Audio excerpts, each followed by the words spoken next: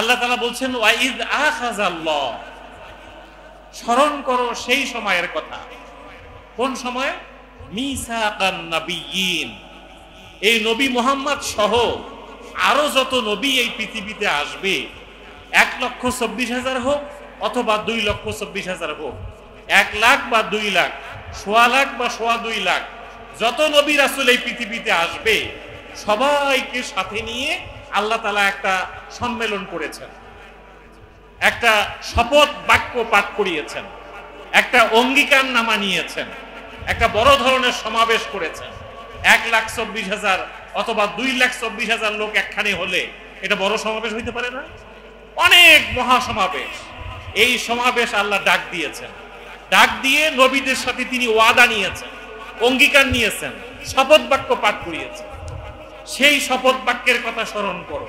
Wise যখন, এখানে ওয়া হলো স্মরণ করো সেই সময়ের কথা, যে সময় আল্লাহ তাআলা সকল নবী রাসূলদেরকে ডাক দিয়ে একটা শপথ বাক্য পাঠ করিয়েছেন। তাহলে নবীদেরকে ডেকে আল্লাহ যে শপথ নিয়েছেন সেই শপথ কি আমাদের জন্য প্রযোজ্য নয়? অবশ্যই। না হলে আল্লাহ এই কোরআনে আয়াতটা দিতেন না। কোরআনের প্রত্যেকটা আয়াত আমাদের জন্য শুধু না, কিয়ামত পর্যন্ত সমস্ত মানুষের জন্য প্রযোজ্য। কিয়ামতের দিন পর্যন্ত এই কোরআন দিয়ে ফয়সালা হবে এবং কিয়ামতের মাঠে আল্লাহর নবী মুহাম্মদুর রাসূলুল্লাহ সাল্লাল্লাহু আলাইহি সাল্লাম আল্লাহ তাআলার কাছে অভিযোগ দায়ের করবেন। ওয়াকাল আর-রাসূল ইয়া রব, সূরা ফুরকানের 30 নম্বর আয়াত। আল্লাহ রাসূল আল্লাহ তাআলাকে বলবেন, ইয়া রব, হে আমার আল্লাহ রব্বুল আলামিন, ইন্না কাওমি, নিশ্চয় আমার কাওম, আমার উম্মত, ইত্তাখাযু হাযাল কুরআন, এই কোরআনকে গ্রহণ করেছিল, মাহজুরা, অ্যাবান্ডন করেছিল। আল্লাহর ঘরে প্রত্যেকটা আলমারিতে কোরআন আছে, সবার বাসা বাড়িতে কোরআন আছে, সবার ঘরে ঘরে কোরআন আছে। আমরা এই কোরআনটা এখন মরা মানুষের পাশে বসে তেলাওয়াত করি, অসুস্থ মানুষের জন্য তেলাওয়াত করি, কেউ মারা গেলে কোরআন খতম করি, কেউ মুমূর্ষু অবস্থায় থাকলে তার পাশে আমরা বসে সূরা ইয়াসিন পড়ি। কিন্তু এই কোরআন আমরা পড়ি না, বুঝি না, মানি না, কোরআনে কি আছে আমরা চিন্তাও করি না। কি ঠিক কিনা বলেন?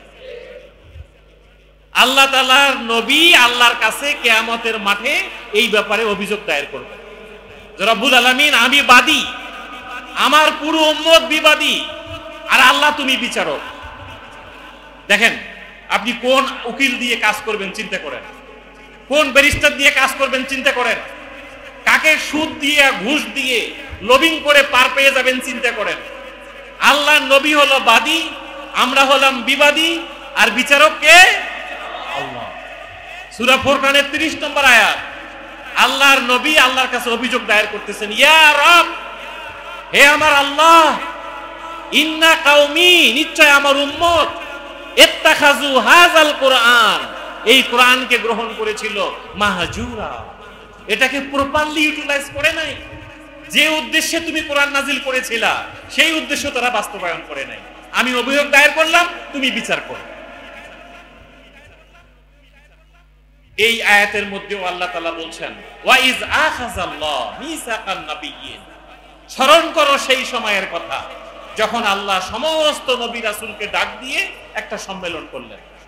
সেই সম্মেলনের মধ্যে তিনি নবী রাসূলদেরকে সামনে রেখে এইভাবে বললেন, লামা আতাইতুকুম মিন কিতাবিন ওয়া হিকমা, ও নবী রাসূলগণ, যাদেরকে তোমাদেরকে আমি সিলেক্ট করেছি নবী হিসাবে, রাসূল হিসাবে, শোনো, তোমাদেরকে আমি একজন একজন করে পৃথিবীতে পাঠাবো, একজন একজন করে পৃথিবীতে পাঠাবো। এমনি এমনি পাঠাবো না, তোমাদের সাথে দুটা জিনিস দেব। কয়টা জিনিস? দুটা। একটা হচ্ছে কিতাব আর একটা হচ্ছে হিকমা। ভালো করে মুখস্থ করেন, এটা কোনো ওয়াজ মাহফিল না, কিন্তু এটা ক্লাসের মতো মনে করতে হবে। সবাই শিক্ষক, সবাই ছাত্র। প্লিজ আমি যে পয়েন্টগুলো বলবো একটু সবাই মুখস্থ করার চেষ্টা করতে হবে। আমি আপনার কাছে জানতে চাবো, আপনি প্লিজ একটু রিপ্লাই দিবেন। আল্লাহ তাআলা বলছেন, সেই সময়ের কথা স্মরণ করো যখন 1,24,000 2,24,000 নবী রাসূলদেরকে ডাক দিয়ে আমি একটা সমাবেশের মাধ্যমে অঙ্গীকার নিচ্ছিলাম। সেই অঙ্গীকার নেওয়ার ক্ষেত্রে আল্লাহ বক্তব্য দিচ্ছেন, শোনো, তোমাদেরকে আমি একজন একজন করে পৃথিবীতে পাঠাবো, বিভিন্ন গোত্রের কাছে পাঠাবো, বিভিন্ন দেশে পাঠাবো। তোমাদের সাথে দেব দুইটা জিনিস। কয়টা জিনিস? দুইটা। এর এক নম্বরটা হচ্ছে কিতাব। এক নম্বরটা কি? কিতাব। এই কিতাব মানে বই, কিতাব মানে সংবিধান, কিতাব মানে গঠনতন্ত্র, কিতাব মানে আইনের কিতাব। দেখেন, আমরা এই কোরআন শরীফটাকে আইনের কিতাব মনে করি বা না করি, যারা মুসলমান না, নন মুসলিম মুসলমান না, ব্রিটিশ মিউজিয়ামের ওয়ালের মধ্যে নন মুসলিমরা লিখে রেখেছে, as a teacher, as a father, as a reformer of the society, as a husband, as a lawmaker, as a lawgiver, Prophet Muhammad is the Superman of the world. Allahu Akbar বলবেন না? British মিউজিয়ামে ওয়ালের মধ্যে লেখা, British, এটা মুসলমান না, নন মুসলিম লিখেছে মুহাম্মদ সাল্লাল্লাহু আলাইহি ওয়াসাল্লাম as a father, as a teacher, as a lawgiver, as a lawmaker, as a reformer of the society, Superman of the world. পৃথিবীর মধ্যে সুপারম্যান, বাবা হিসাবে, পিতা হিসাবে, নানা হিসাবে, আইন প্রণেতা হিসাবে, আইন রচয়িতা হিসাবে, সমাজ সংস্কারক হিসাবে Muhammad is the Superman of the world. আমরা আজও মুহাম্মদকে সুপারম্যান বানাইতে পারলাম না। জর্জ বার্নার্ড শর মতো একজন অমুসলিম মনীষী বলেছেন, জর্জ বার্নার্ড শ, তিনি বলেছেন আজও এই 2025 সালেও যদি বাংলাদেশ সহ সারা পৃথিবীতে একটা শান্তিময় পরিবেশ কেউ তৈরি করতে চায়, মুহাম্মদকে লিডার বানাও, মুহাম্মদকে নেতা বানাও, মুহাম্মদের আদর্শকে অ্যাকসেপ্ট করো, মুহাম্মদের বিধানকে হাতে নাও, সামনে এগিয়ে যাও, সারা পৃথিবীতে শান্তি বিরাজ করবে। এই কথাটাই আল্লাহ বললেন যে আমি তোমাদেরকে খালি হাতে পাঠাবো না, তোমাদেরকে আইনের কিতাব দিয়ে পাঠাবো, লয়ের কিতাব দিয়ে পাঠাবো, পৃথিবীতে লেটেস্ট তোমাদেরকে বুক দিয়ে পৃথিবীতে পাঠাবো। আর কি দেব? ওয়াল হিকমা। এই কিতাবের আইনগুলো কিভাবে পার্লামেন্টে পাশ করে একটা জাতিকে তৈরি করা যাবে, এই জন্য তোমাদেরকে আমি যোগ্যতা সম্পূর্ণ চরিত্র দান করবো। সুবহানাল্লাহ পড়ে বলেন, পৃথিবীতে 1,24,000 2,24,000, আল্লাহর কোরআনে আমরা 25 জন নবী রাসূলের নাম পাই। এই 25 জনকেই যাদের নাম আমরা পাই, বলেন তো একজন মানুষের চরিত্র খারাপ ছিল? একজন মানুষ মদ খেয়েছে? একজন মানুষ মিথ্যা কথা বলেছে? একজন মানুষ অন্যের জমি দখল করেছে? আজকে যারা আমরা বিভিন্ন নেতার পিছনে ঘুরি, আপনি বুকে হাত দিয়ে বলেন, আপনি যে নেতার পিছনে ঘোরেন, আপনি গ্যারান্টি দিয়ে বলতে পারবেন যে এই নেতা একদিনও মিথ্যা কথা বলে নাই? এই নেতা কোনোদিন মদের বোতল হাতে নেয় নাই? এই নেতা কোনোদিন মেয়ের পিছনে ঘোরে নাই? এই নেতা কখনো প্রেম করে নাই? এই নেতা অন্যের জমি দখল করে নাই? এই নেতা লুটপাট করে নাই? একজন নেতার নাম কেউ বলতে পারবে? পৃথিবীতে নেতা যদি বলতে হয়, মুহাম্মদ রাসূলুল্লাহ সাল্লাল্লাহু আলাইহি সাল্লাম সুপারম্যান অফ দ্য ওয়ার্ল্ড। জন্ম নিয়েই প্রথম কি শব্দ বলেছেন আর মৃত্যুর সময় কি শব্দ বলেছেন, সব কিছু রেকর্ডেড, সব রেকর্ড করা আছে। এই একজন ব্যক্তির জন্য লক্ষাধিক মানুষ, 1 লাখের ওপর বেশি মানুষ তার জীবন নিয়ে লেখালেখি করেছে। সুবহানাল্লাহ। আল্লাহ তাআলা বললেন ওয়াল হিকমা, ওই চরিত্র, আইন কেমনে বানাতে হবে, পার্লামেন্টে কোরআনের আইন কেমনে উপস্থাপন করতে হবে, কিভাবে ল উপস্থাপন করতে হবে, সমাজকে কিভাবে পরিবর্তন করতে হবে, এই যোগ্যতা, কোয়ালিটি, স্কিল, মান, এগুলো নবী রাসূলদেরকে আমি দান করব। এই যোগ্যতা ছাড়া পৃথিবীতে কেউ নবী রাসূল হইতে পারবে না। শুধু কিছু পোশাক আদি দিয়ে, বাহ্যিক কিছু চেহারা দিয়ে দেশ পরিচালনা করা যায় না। দেশ পরিচালনা করতে হলে ব্যাংক চালাতে হবে, থানা চালাতে হবে, ডিসি অফিস চালাইতে হবে, এসপি অফিস চালাইতে হবে, মন্ত্রণালয় চালাতে হবে, সংসদ চালাইতে হবে। এরকম যোগ্যতা সম্পন্ন কিছু মানুষ আমি পৃথিবীতে তৈরি করব। এটাকে হিকমা বলে, যোগ্যতা বলে। কোয়ালিটি বলে, স্কিল বলে। বলেন তো মুহাম্মদ সাল্লাল্লাহু আলাইহি ওয়াসাল্লামের এই কোয়ালিটি ছিল কিনা? ছিল। একটা নয়, দুইটা নয়, 27টা যুদ্ধের সেনাপতি ছিলেন মুহাম্মদ রাসূলুল্লাহ সাল্লাল্লাহু আলাইহি ওয়াসাল্লাম। কয়টা যুদ্ধের সেনাপতি ছিলেন? 27টা যুদ্ধ। 83টা যুদ্ধে তিনি সৈনিক পাঠিয়েছেন, সৈন্য পাঠিয়েছেন। তাহলে 83 আর 27 কত হয় বলেন তো? হ্যাঁ, 83 আর 27 কত হয়? হ্যাঁ, 110। 110টা যুদ্ধের যিনি দায়িত্ব পালন করলেন, এরকম একজন ক্যান্টনমেন্টের জেনারেল পৃথিবীতে আপনি কোথাও খুঁজে পাবেন? একদিকে তিনি যুদ্ধের সেনাপতি, আর একদিকে মদিনার রাষ্ট্রনায়ক, আর একদিকে তিনি মসজিদুল নববীর ইমাম। চিন্তা করা যায়? চিন্তা করা যায়? একদিকে মসজিদে নববীর ইমাম, আর একদিকে যুদ্ধের সেনাপতি, আর একদিকে মদিনার রাষ্ট্রনায়ক। পৃথিবীতে মানুষ হইলে এরকম হওয়া লাগবে। আপনি ইমামতি করতে পারবেন না, আবার যুদ্ধের সেনাপতিগিরি করতে পারবেন না, দেশ চালাইতে চান, অসম্ভব, এটা হতে পারে না। আপনি একদিকে চেয়ারম্যানগিরি করতে হবে, আর একদিকে চেয়ারম্যানের সাহেবের কেন্দ্রীয় অফিসে ইমামতি করার যোগ্যতা অর্জন করতে হবে। একদিকে মন্ত্রণালয়ের মন্ত্রী হইতে হবে, আর একদিকে মন্ত্রণালয়ের মসজিদে ইমাম হইতে হবে। একদিকে রাষ্ট্রনায়ক হতে হবে, আর একদিকে জাতীয় মসজিদের খতিব হইতে হবে। আপনি খতিব হতে পারবেন না, দেশ চালাবেন কিভাবে? 2000, 1000, 1500 স্কয়ার ফিটের একটা মসজিদের ইমামতি করার যোগ্যতা নাই, দেশ চালাতে চান কিভাবে? এইটা হলো হিকমা, যুদ্ধ পরিচালনার নীতি, দেশ পরিচালনার নীতি, মন্ত্রণালয় পরিচালনার নীতি। বলেন, মদিনার রাষ্ট্রনায়ক মুহাম্মদ সাল্লাল্লাহু আলাইহি ওয়াসাল্লাম ছিলেন না? তিনি রাখাল, ছাগল চড়াতো, বেলালের মতো লোক, আবু যর গেফারির মতো লোক, আব্দুল্লাহ ইবনে আব্বাসের মতো লোক, এদেরকে তিনি মাঠ থেকে, রাস্তা থেকে উঠায় এনে পৃথিবীর সেরা মানুষ বানিয়েছেন। সুবহানাল্লাহ পড়ে। এই দুনিয়াতে বসে আল্লাহর নবী এমন মানুষ তৈরি করেছেন যারা দুনিয়ায় বসেই আল্লাহর জান্নাতের সার্টিফিকেট পেয়ে গেছে। এদেরকে আশারায়ে মুবাশশারা বলা হয়। 10 জন ব্যক্তি এই পৃথিবীতেই জান্নাতের সার্টিফিকেট পেয়েছে। তারা একদিকে আল্লাহর জান্নাতে যাওয়ার উপযোগী, আর একদিকে দেশ পরিচালনার যোগ্য ব্যক্তিত্ব। এটাকে হিকমা বলে। এই দুটা জিনিস লাগবে। একটা হলো আইনের কিতাব আল্লাহর কোরআন, আর একটা হলো চরিত্র। এই দুটা জিনিস দিয়ে আল্লাহ বললেন তোমাদেরকে আমি পৃথিবীতে পাঠাবো। সুম্মা জাআকুম রাসূল, তোমাদের এই ধারাবাহিকতায় সর্বশেষ একজন ব্যক্তিকে আমি রাসূল করে পাঠাবো। তিনি হচ্ছেন মুহাম্মদুর রাসূলুল্লাহ সাল্লাল্লাহু আলাইহি ওয়াসাল্লাম। এই মুহাম্মদ সাল্লাল্লাহু আলাইহি ওয়াসাল্লাম, ঈসা আলাইহিস সালামের পরে একজন রাসূল। 600 বছর কোন রাসূল নাই, কোন নবী নাই। 600 বছর পুরো পৃথিবী অন্ধকার, যেটাকে আমরা জাহিলিয়াত বলি। অন্ধকার, মানুষ আর মানুষ নাই, অমানুষ হয়ে গিয়েছে।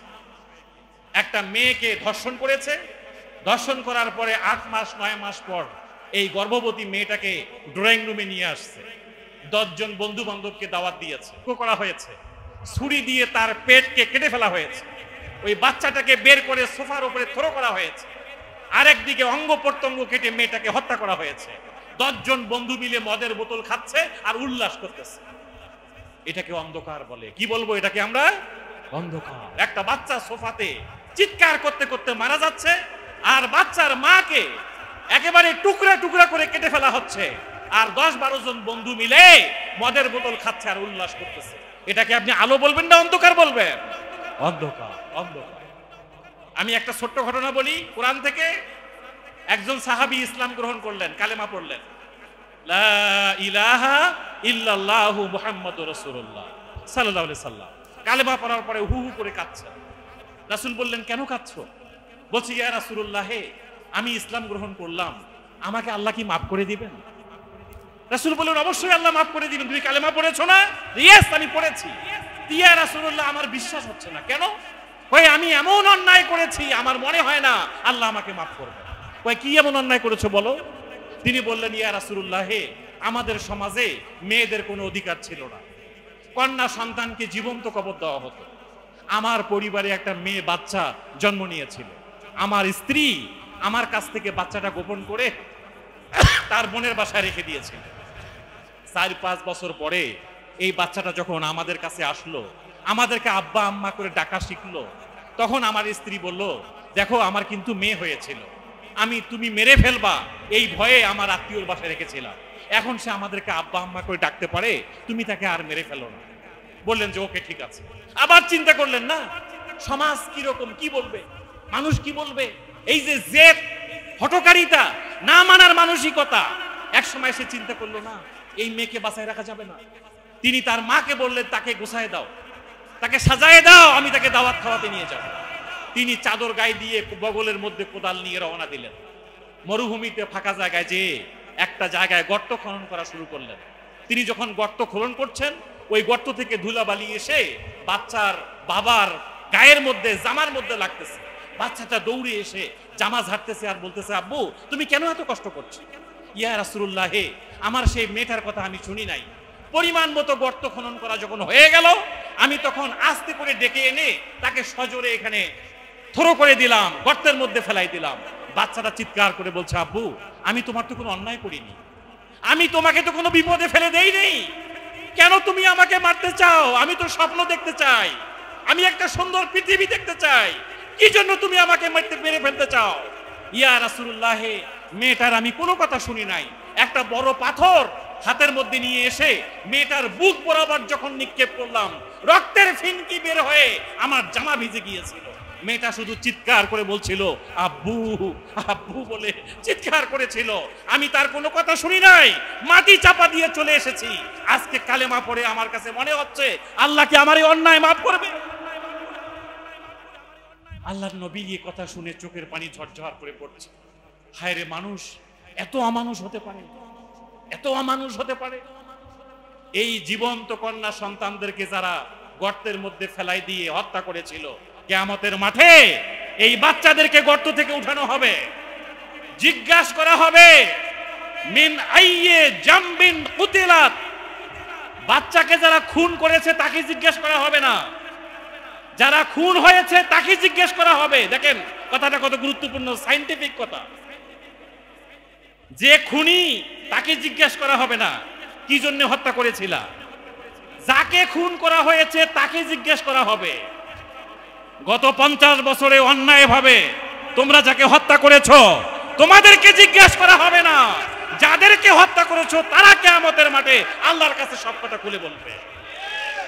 এই মেয়েরা বলবে যে রব্বুল আলামিন, আমাদের অনেক স্বপ্ন ছিল, এরা আমাদেরকে ছোটবেলায় জীবনটা শেষ করে দিয়েছে।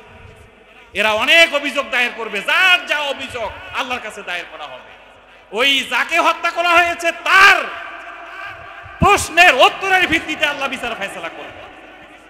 এই জন্য 600 বছর ঈসা আলাইহিস সালামের পরে মুহাম্মদ সাল্লাল্লাহু আলাইহি ওয়াসাল্লাম পর্যন্ত কোনো নবী রাসূল নাই।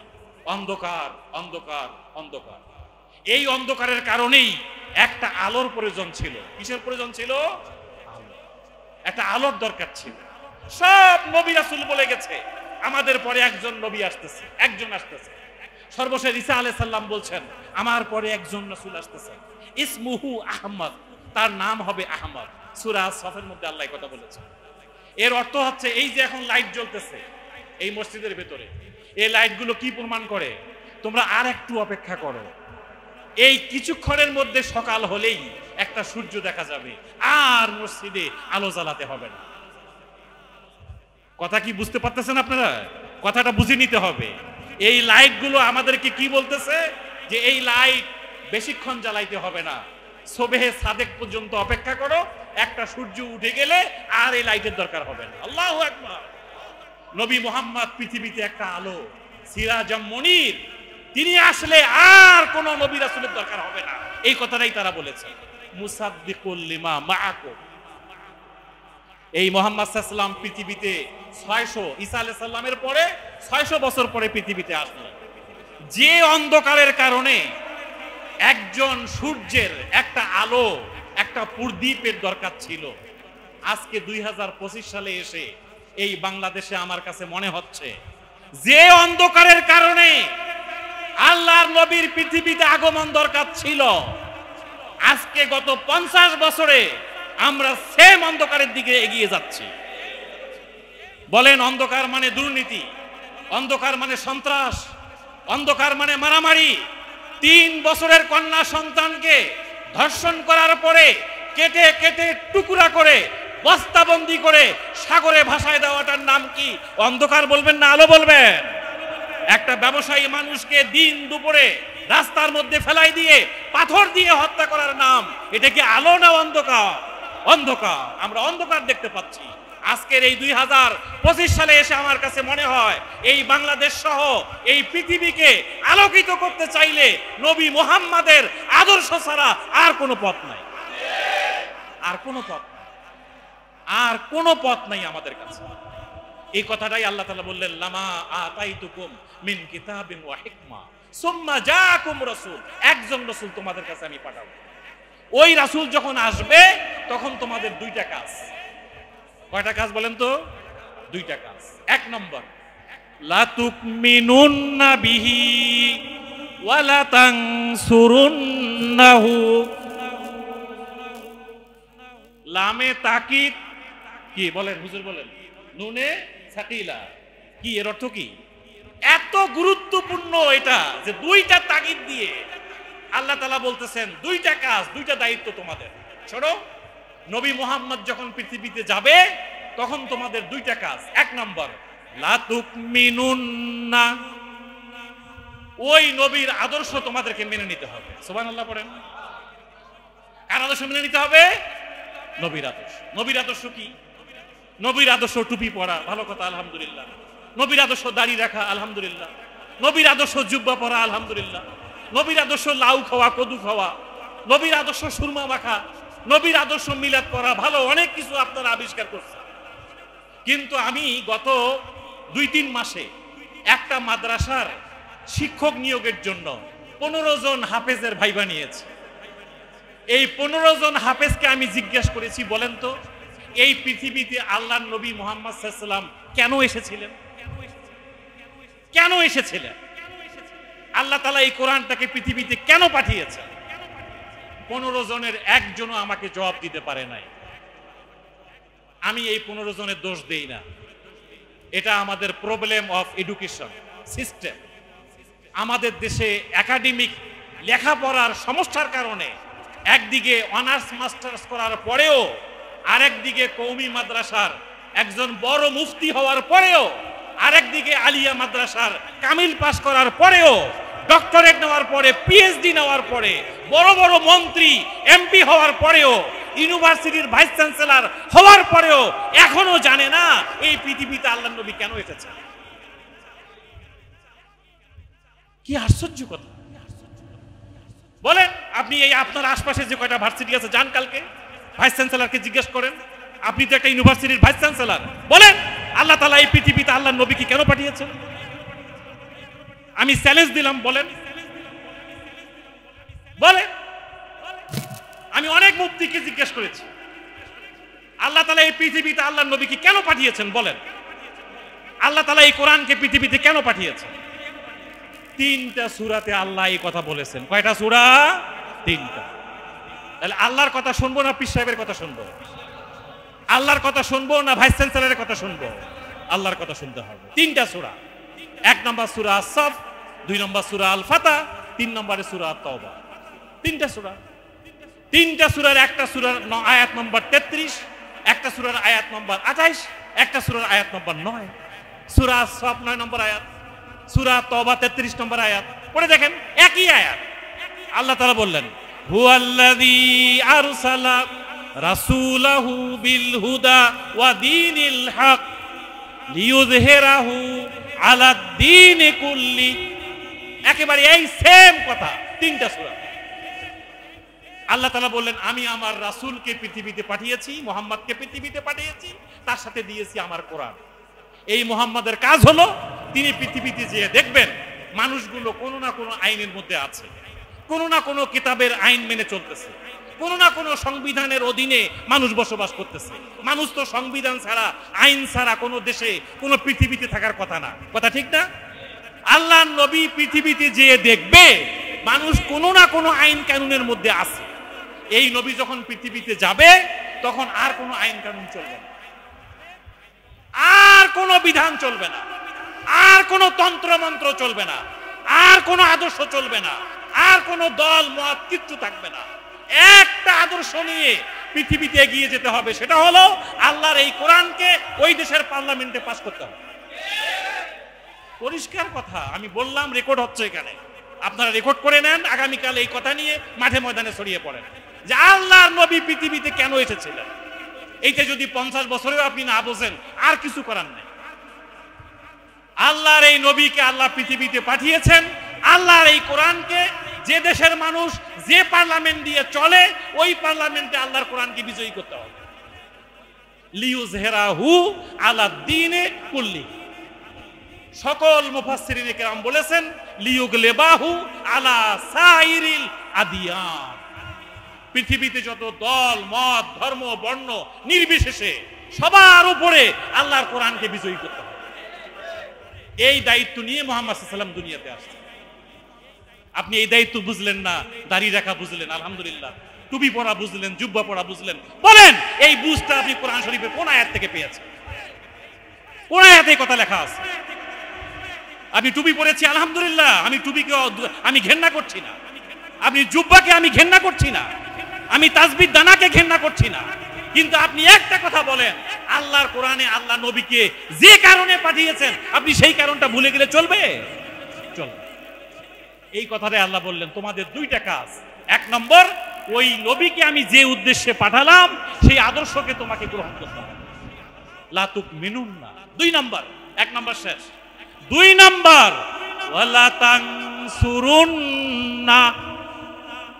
ওই নবীর হাতকে শক্তিশালী করতে হবে। আপনারা পোস্টারের মধ্যে লেখা দেখেন না, উমুকের সালাম নেন, উমুকের হাতকে শক্তিশালী করুন, প্রচারে সর্বস্তরের জনতা। এরকম পোস্টার চোখে পড়ছে কিনা আপনাদের? রাস্তায় ঘাটে দেখি কিন্তু আমরা, উমুকের সালাম নিন, ঈদ মোবারকের শুভেচ্ছা নিন, ঈদ মোবারক, উমুকের হাতকে শক্তিশালী করুন, প্রচারে কে? সর্বস্তরের জনতা। হাত শক্তিশালী করতে হবে কার বলেন তো দেখি? মুহাম্মদুর রাসূলুল্লাহ সাল্লাল্লাহু আলাইহি ওয়াসাল্লাম। আর কারো হাতকে শক্তিশালী করা যাবে না। ওয়ালা তানসুরুন্নাহ, একজন একটি আদর্শের হাতকে শক্তিশালী করতে হবে। মুহাম্মদ সাল্লাল্লাহু আলাইহি ওয়াসাল্লামের যত সুন্নাহ আছে, সবচেয়ে বড় সুন্নাহ হচ্ছে আল্লাহর কোরআনকে বিজয়ী করা। এটা আল্লাহ প্রদত্ত সুন্নাহ, আল্লাহ প্রদত্ত সুন্নাহ। তাহলে আল্লাহ প্রদত্ত সুন্নাহ হলো আল্লাহর কোরআনকে বিজয়ী করা। আল্লাহর কোরআনকে বিজয়ী করার জন্য যারা এগিয়ে যাবে তাদের হাতকে শক্তিশালী করা। আমরা কি আমাদের কথাটা বুঝে নিতে পারছি? এই কথাটা 1,24,000 2,24,000 পয়গম্বরকে আল্লাহ তাআলা বলতেছেন। এটা আমার কথা না, বক্তব্যটা কার? আল্লাহ। এ নবী রাসূলগণ সাবধান, ভালো করে শোনো। আমার নবী মুহাম্মদ যখন পৃথিবীতে যাবে, তোমাদের আর নবীগিরি, নেতাগিরি, দলগিরি, মতগিরি কিচ্ছু চলবে না। একটা কাজ, ঈসা আলাইহিস সালাম পৃথিবীতে আবার আসবেন। ঈসা আলাইহিস সালাম সিরিয়ার একটা মসজিদে পৃথিবীতে আসবেন, চতুর্থ আসমানে বসে আছেন। তিনি মসজিদের ছাদে এসে বলবেন, একটা সিঁড়ি দাও, আমি আর নামতে পারতেছি না। চতুর্থ আসমান থেকে মসজিদের ছাদ পর্যন্ত আসলো, কোনো সিঁড়ি লাগলো না। এখন মসজিদ থেকে নিচে নামতে সিঁড়ি লাগতেছে।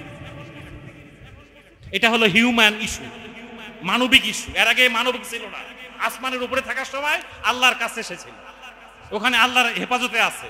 32 বছর বয়সে ঈসা আলাইহিস সালামকে চতুর্থ আসমানে নেওয়া হয়েছে, এখনো তার বয়স 32 বছরে আছে। 1 সেকেন্ড কমছেও না, বাড়ছেও না। আল্লাহু আকবার বলেন। এই পৃথিবীর সমস্ত নিয়ম কানুনের বাইরে তিনি অবস্থান করছেন। যখনই তিনি ছাদের মধ্যে আসবেন, এসে একটা সিঁড়ি দিয়ে নিচে নামবেন, নিচে নেমে বলবেন, আমি আর এখন নবী না, আমার নবী হচ্ছেন মুহাম্মদুর রাসূলুল্লাহ সাল্লাল্লাহু আলাইহি ওয়াসাল্লাম। আসো, ওই পৃথিবীতে আবার নবী মুহাম্মদের আদর্শ, আল্লাহর কোরআনের আইন কায়েম করার জন্য আমার হাতে বায়াত নাও। কে বায়াত করাবে? ঈসা আলাইহিস সালাম। তার আগে ইমাম মাহদী আসবেন। ইমাম মাহদী দাজ্জালকে হত্যা করতে পারবে না, তিনি ঈসা আলাইহিস সালামের অপেক্ষা করবেন। ইমাম মাহদী আর ঈসা আলাইহিস সালাম একসাথে মিলে দাজ্জালকে হত্যা করবেন। সম্মানিত ভাই সব, তাহলে আল্লাহর পক্ষ থেকে আমাদের জন্য কাজ কয়টা? 2টা। 1 নম্বর, আল্লাহ রাসূলের প্রতি, আল্লাহ রাসূলের আদর্শ, আল্লাহর কোরআনকে মেনে নিতে হবে। 2 নম্বর, এই কাজ যিনি করতে চান, যিনি বাংলাদেশের পার্লামেন্টে আল্লাহর কোরআনকে বিজয়ী করতে চান, তার হাতকে আমার শক্তিশালী করতে হবে, তার হাতকে শক্তিশালী করতে হবে। নবীর উম্মত ভালো করে খেয়াল করো, দেখেন এই কথা এখানে এখনো কিন্তু আয়াত শেষ হয় নাই। এরপরে আল্লাহ তাআলা কি বলতেছেন, আ'আকরারতুম ওয়া আখাযতুম আলা যালিকুম ইসরি। এই কাজটা সহজ কাজ নয়। এখানে চিৎকার করে বলা যেতে পারে হ্যাঁ ঠিক ঠিক, বাস্তব ময়দানে যে দায়িত্ব পালন করা অনেক কঠিন। কথা সত্য না মিথ্যা বলে? আমি অনেক মসজিদের ইমামকে জিজ্ঞাসা করছি, ইমাম সাহেব আচ্ছা ভালো করে বুকে হাত দিয়ে বলেন তো, আপনি আল্লাহর নবী যে এই পৃথিবীতে আল্লাহর কোরআন বিজয়ী করার জন্য পাঠিয়েছেন, আপনি এই কথাটা মসজিদের খুতবা বলেন না কেন? উনি বলে যে এই কথা বলতে গেলে আমার চাকরি থাকবে না। তা আপনার চাকরি থাকবে না, তাহলে আপনি রিজেক্ট দাতা কাকে মনে করলেন? মসজিদ কমিটিকে না আল্লাহকে? কাকে মনে করলো? যদি কোনো মানুষ দুনিয়ার কোনো অফিসের নেতাকে, কোনো মন্ত্রীকে, এমপিকে, কোনো মসজিদের কমিটিকে, মুতাওয়াল্লিকে, মাদ্রাসার কোনো মুহতামিমকে রিজিক দাতা মনে করে, আল্লাহর কসম তার ঈমান নাই। ঈমানের সাথে শিরক জড়িত করা যাবে না। যারা রিজিক দাতা আল্লাহর পরিবর্তে মসজিদ কমিটির মুতাওয়াল্লিকে মনে করে, তার ঈমান যে ঘাটতি আছে এর মধ্যে কোনো সন্দেহ নেই। তখন আল্লাহ ওই ঈসাও কিন্তু ওই সম্মেলনে ছিল। ঈসাকে আল্লাহ তাআলা বললেন, মুহাম্মদকে বললেন, সবাইকে বললেন তোমরা কি এই গুরু দায়িত্বটা মেনে নিলে? দেখেন আল্লাহর কথা কেমন। আ'আকরারতুম, প্রশ্ন এটা, আ'আকরারতুম তোমরা কি মেনে নিলে? ওয়া আখাযতুম গ্রহণ করলে, আলা যালিকুম ইসরি এটা একটা গুরু দায়িত্ব, কঠিন দায়িত্ব, অনেক কিছু কোরবানি করে এই দায়িত্ব পালন করতে হবে, এটা কি মেনে নিলে? আলু আকরারনা 1,02,24,000 পয়গম্বর বললেন ইয়েস আল্লাহ, আমরা এই দায়িত্ব মেনে নিলাম। আল্লাহর নবী আসার পরে আমাদের আর কারো নবীগিরি তন্ত্র মন্ত্র চলবে না। আপনারা মেনে নিছেন কিনা? কে কে মেনে নিলেন? হাত তোলেন তো দেখি। আল্লাহু আকবার, আল্লাহু আকবার। এই গুরু দায়িত্ব আমরাও মেনে নিলাম ইনশাআল্লাহ, আমরাও মেনে নিলাম। এখানে আয়াত এখনো শেষ হয় নাই। সূরা আলে ইমরান 81 নম্বর আয়াত। এরপরে আল্লাহ তাআলা বললেন ফাশহাদু, ও 1,02,24,000 পয়গম্বর তোমরা সবাই সাক্ষী থাকো, ওয়া আনা মাআকুম মিনাশ শাহিদিন, আমি আল্লাহ তোমাদের সঙ্গে সাক্ষী থাকলাম। আজকের এই 2025 সালের আজকে 6 তারিখ তো নাকি? এই 6 সেপ্টেম্বর এই মুক্তিযোদ্ধার একটা মসজিদের ভেতরে আমরা সবাই আজকে এই ওয়াদাবদ্ধ হলাম, আল্লাহ তুমি সাক্ষী থাকো, আমরাও সাক্ষী থাকলাম। আমরা এখন থেকে আল্লাহর কোরআনকে বিজয়ী করার জন্য যারা এগিয়ে আসবে তাদের হাতকে শক্তিশালী করব। আল্লাহ তুমি আমাদের হাতগুলো কবুল করো। 81 নম্বর আয়াত শেষ। 82 নম্বর আয়াতে এসে আল্লাহ তাআলা বলতেছেন ফামান তাওয়াল্লা বাদা যালিক, কোনো কারণে বাপ দাদার কারণে, অতীতের আকাবিদের কারণে, ওলামায়ে কেরামদের কারণে, রাষ্ট্র সরকারের কারণে, যে কোনো কারণে হোক, জমি জায়গা, ব্যবসা বাণিজ্য, টাকা পয়সা, সূরা তাওবা 24 নম্বর আয়াতে 8টা পয়েন্ট আল্লাহ বলেছেন, 8টা। কুল ইন কানা আবাউকুম আবনাউকুম আজওয়াজুকুম ইখওয়ানুকুম আশিরাতাকুম আমওয়াল তিজারা মাসাকিন, 8টা পয়েন্ট। বাড়িঘর, টাকা পয়সা, ব্যবসা বাণিজ্য, চাকরি বাকরি, বাবা মা, হাজব্যান্ড ওয়াইফ, ছেলে মেয়ে, আত্মীয় স্বজন, এরা যদি কোনো কারণে যদি জীবনের কোনো বাঁকে বাঁকে এই শপথ থেকে এক চুল পরিমাণ সরে যাও, আমি আল্লাহ কিয়ামতের মাঠে তোমাকে ফাসেক হিসাবে দাঁড় করাবো। নাউজুবিল্লাহ পরে কি হিসাবে দাঁড় করাবো? ফাসেক হিসাবে। আজকে আল্লাহ তুমি আমাদের গুনাহ খাতা মাফ করে দাও। আমরা অনেক ভুল করেছি, আল্লাহ আমাদের ভুলগুলো ক্ষমা করে দাও। আমরা এক চুল পরিমাণ আল্লাহর কোরআনকে বিজয়ী করার আন্দোলন ছাড়া আমরা আর কিছু মানতে চাই না। এই জন্য জীবন গেলে যাবে, আমরা এই পথে আছি ইনশাআল্লাহ। এরপরে সর্বশেষ আয়াত, আমার আলোচনাও শেষ। আল্লাহ তাআলা এরপরের আয়াতে বলতেছেন সূরা আলে ইমরান 81, 82, 83 আফা গায়রা দীনিল্লাহ ইয়াবগুন ওয়ালাহু আসলামা মান ফিস সামাওয়াতি ওয়াল আরদ তাওআন ওয়া কারহা ওয়া ইলাইহি ইউরজাউন।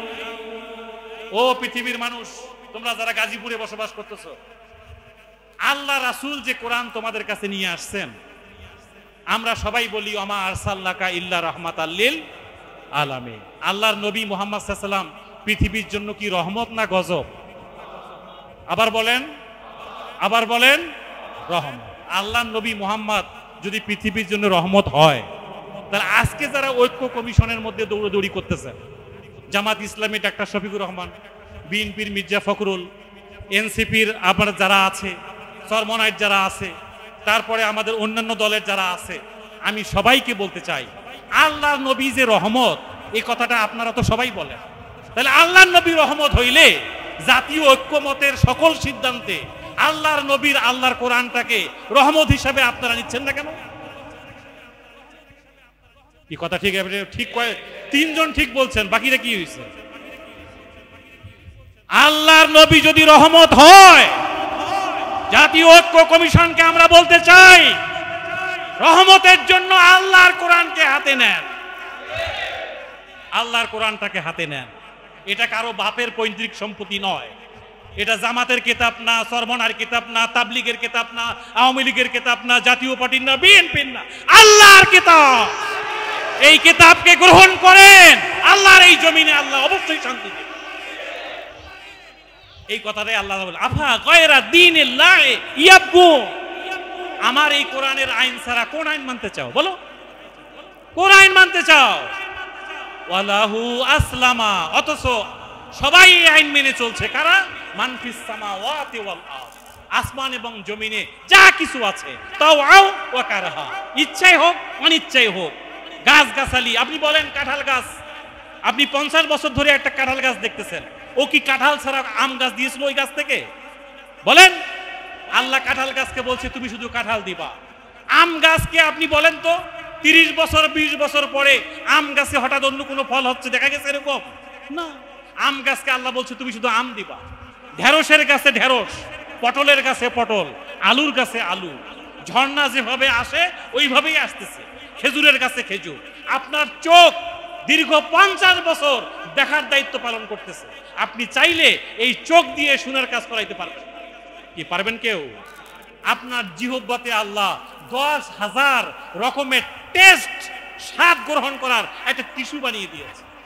আপনি গরম খাবার পাইলে জিহ্বা বলতেছে এটা গরম, ঠান্ডা খাইলে বলতে ঠান্ডা, বাসি খাইলে বলতেছে এটা বাসি।